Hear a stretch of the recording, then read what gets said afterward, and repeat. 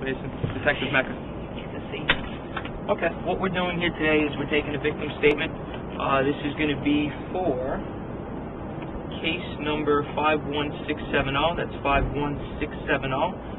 It was an incident that took place Monday night, September 15th, 2014. Can I please have your name?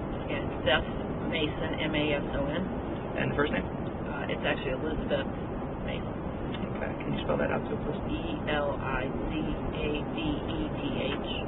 Okay, what I'm going to let you do is I'm going to let you just speak basically about the incident, about the ongoing issues that you're having with the actor.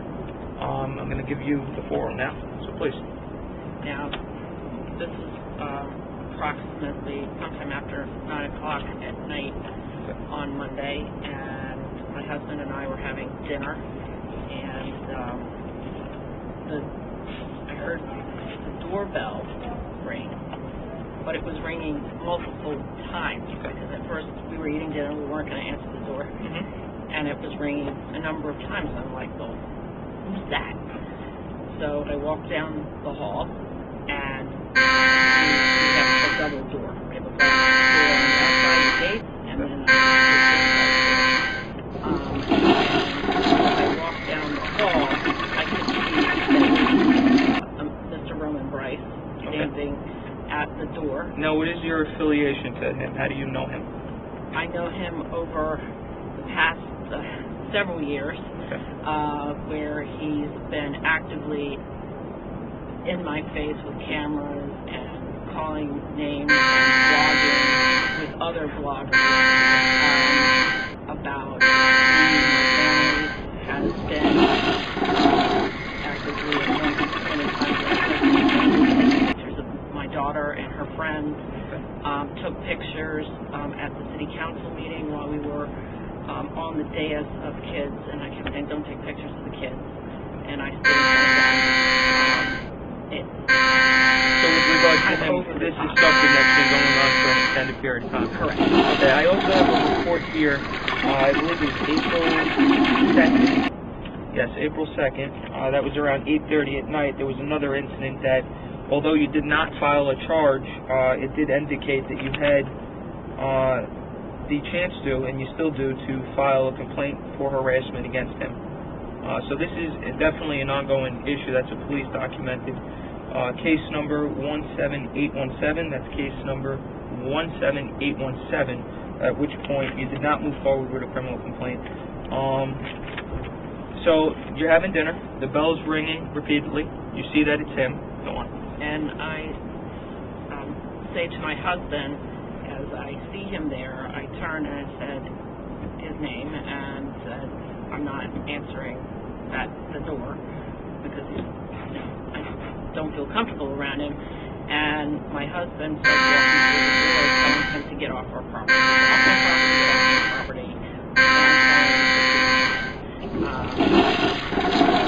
How it happened. Okay, and please there was issuance of a special complaint form. That's going to be special complaint summons 72112, and that indicated harassment.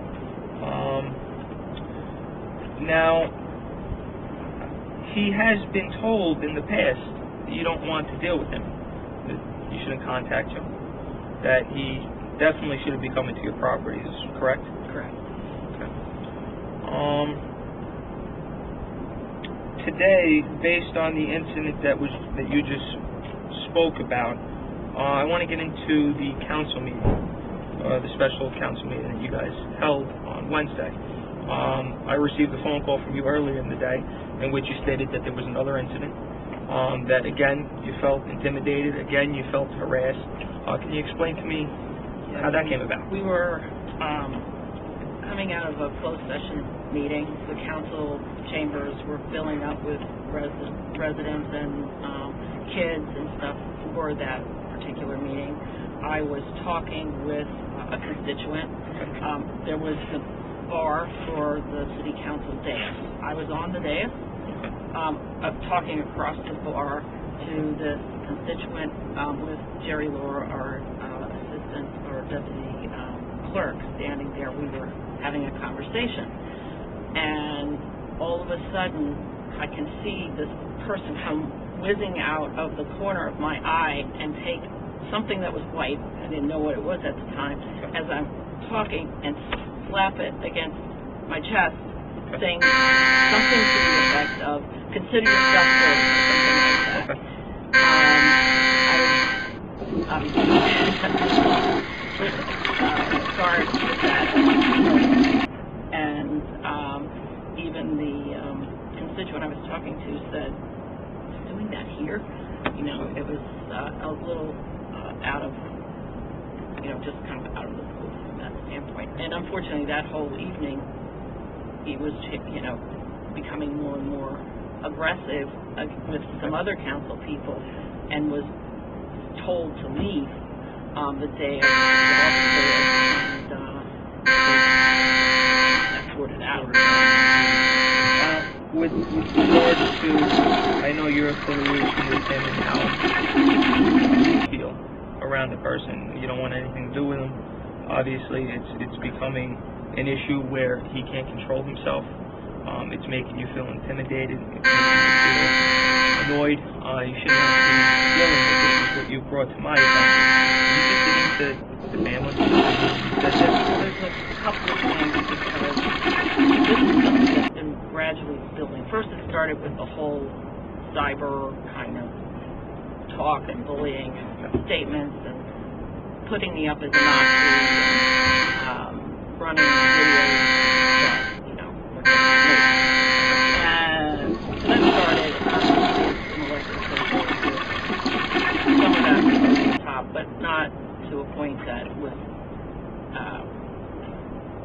I guess a point that you wanted to get the police involved? Right. Okay. And where it started crossing the line was one when it started with my daughter, where they were taking a red flag. And then what really happened was when there was at a housing authority where he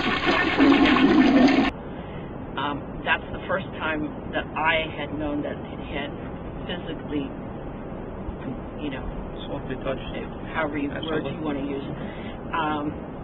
And at the city council meeting, the first incident that I just filed the statement for,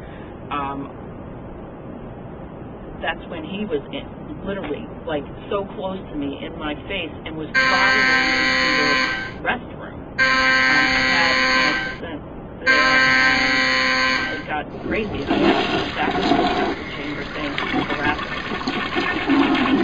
According to the police documents, that was that incident on April 2nd. Correct. And exactly what you said. You told the officers that day that you were kind of cornered, and you along with